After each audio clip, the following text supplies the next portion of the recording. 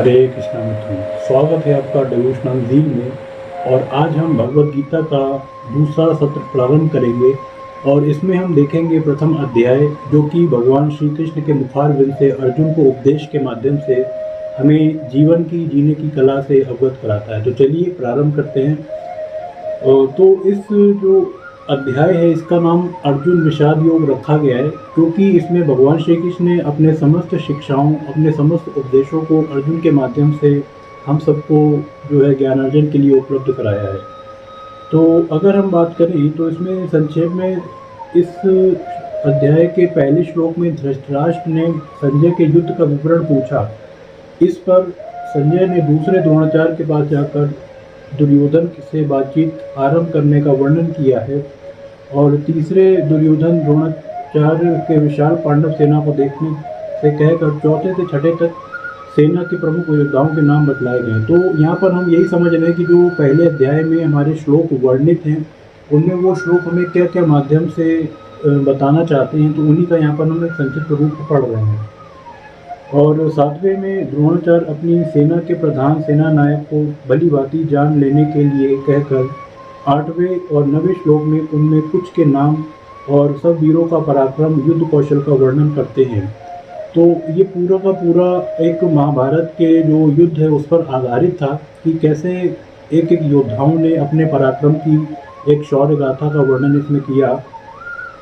और यदि हम 10वें श्लोक में देखें तो 10वें श्लोक में हमें उनमें कुछ एक अजय पांडवों के सेना की अपेक्षा कमजोर बदलाकर 11वें में भीष्म की रक्षा करने के लिए अनुरोध देखने को मिलता है। और 12वें में भीष्म पितामह के शंख बजाने और 13वें में कौरवों सेना में शंख, नगाड़े, ढोल, मृदंग और नरसिंह विभिन्न बाजों के साथ उठाने का वर्णन भी हमें यहाँ पर देखने को मिलता है। अब अगर हम बात करते हैं 14वें अध्याय की, तो इसमें 14वें से लेकर के 18वें तक जो है भगवान श्री कृष्ण ने अर्जुन, युधिष्ठिर, नकुल, सहदेव तथा तांडव सेना के अन्याय समस्त योद्धाओं ने अपने अपने शंख बजाने का यहाँ पर हमको विवरण दिया है।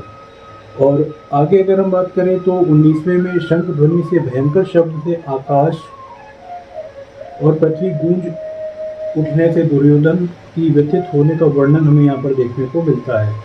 20वें और 21वें जो श्लोक है वो हमें ये बताता है कि धृतराष्ट्र पुत्रों के लिए युद्धों को तैयार देखकर अर्जुन श्री कृष्ण अपना रथ दोनों सेनाओं में के बीच ले चलने के लिए कहते हैं। और 22वें और 23वें श्लोक में सेना को भली भांति देख चुकने के तब रथों को संकेत करके सबको देखने की इच्छा प्रकट करते हैं। 24वें और 25वें की अगर हम बात करें तो इसमें अर्जुन के अनुरोध के अनुसार रथ को दोनों सेनाओं के बीच में खड़ा रखकर श्री कृष्ण युद्ध के एकत्रित सभी वीरों को अर्जुन के बाद तक ये बात बताते हैं। तो इस प्रकार पूरा एक वर्णन हमें यहाँ पर देखने को मिलता है कि किस तरीके से पूरा ये जो हमारा अर्जुन सांख्य दर्शन है, इसमें हमें क्या क्या पढ़ने को आगे भगवान की कृपा से मिलेगा। तो चलिए थोड़ा सा कुछ श्लोक्स को भी हम देख लेते हैं यहाँ पर। और सबसे पहले अगर हम बात करें तो इसमें हमारा एक श्लोक आता है, धर्म क्षेत्रे कुरुक्षेत्रे समवेता युयुत्सवा ममका पांडवो शत्रुवा किम कुर्वत संजय। तो अर्थात ये श्लोक हमें ये बताता है कि इसमें धृतराष्ट्र जो है वो संजय से विवरण करके बोलते हैं, धर्म भूमि कुरुक्षेत्र एकत्रित युद्ध करने वाली इच्छा मेरे पांडु के पुत्रों ने क्या किया।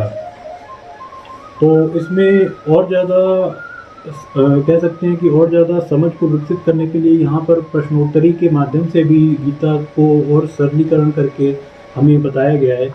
तो इसमें अगर हम बात करें तो यहाँ पर एक प्रश्न आता है कि कुरुक्षेत्र किस स्थान का नाम है और कि क्षेत्र को क्यों कहा जाता है। महाभारत वन पर्व के 30वें अध्याय में शल पर्व अध्याय में कुरुक्षेत्र महामात का विशेष वर्णन हमें यहाँ देखने को मिलता है। और वह सरस्वती नदी के दक्षिण भाग और द्रौपदी नदी के उत्तर भाग के मध्य में बतलाया जाता है, इसकी लंबाई 5-5 योजन की है। और यह स्थान जो है अंबाले से दक्षिण तक के दिल्ली तक के उत्तर की ओर फैला है। तो अगर हम पूरा यहाँ पर एक स्थान का वर्णन करें जिसके साक्ष्य जो है हमें आज भी मिलते हैं कि हाँ जो महाभारत का युद्ध था, जो कि कुरुक्षेत्र में लड़ा गया था, उसके कुछ कुछ अवशेष हमें आज भी देखने को मिलते हैं वहाँ पर। तो यहाँ पर उसी का वर्णन किया गया है। और शतपथ ब्रह्मणादि शास्त्रों में भी कहा गया है कि अग्नि, इंद्र, ब्रह्मा आदि देवताओं ने यहाँ पर तप किया था। राजा कुरु ने भी बड़ी तपस्या की थी और यहाँ पर मरने वालों की उत्तम गति की प्राप्ति हुई है। तो ऐसा है, इसमें वर्णन यहाँ पर हमें भगवत गीता में देखने को भी मिलता है। इसके अतिरिक्त तो और कई बातें हैं जिनके कारण हम धर्म क्षेत्र और पुण्य क्षेत्र यहाँ पर कहा जाता है। तो इसमें इसी के संदर्भ में यही पूरा बताया गया है कि जो उनका आपस का एक वर्णन हमें देखने को मिलता है कि उनके धृतराष्ट्र और संजय के बीच में क्या क्या संवाद हुआ, संजय उन्हें अपनी दिव्य दृष्टि से क्या क्या दिखाते हैं, वही इसमें हमें यहाँ पर देखने को मिलता है। तो आज के सत्र को हम यहीं पर समाप्त करते हैं। मिलेंगे आपसे अगले सत्र में। तब तक आप लोग स्वस्थ रहें, खुश रहें और सुरक्षित रहें। हरे कृष्ण।